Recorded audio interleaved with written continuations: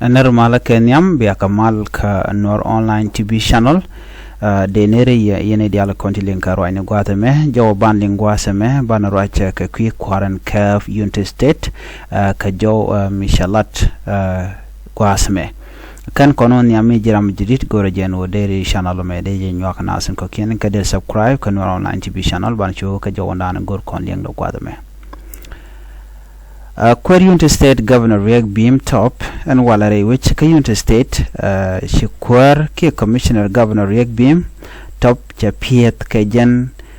Kene Organization Actual KIOM International Organization for Migration Kapit kan janato ka Quilia Pope Francis Pope Francis Chalu Quaruno de Jan Kokian Degalene Pete Kede na de Pete and do badan pi de jan ka jere which ka Unit State chala do nene jane jan goka gorka jano de which Unit State de la green ke de la matoch no na cha jomo cha jokwen Unit State ke re which ka Unit State jan Unit State gwad mi te ka piu to wan long chirmenen jan magwa same jan cha de gol piu to wan Tinate shop ke kina dangwell won yam tigrade kanate to chago gulpin anyoch ate IDP cam titinba re which mo ala bentiu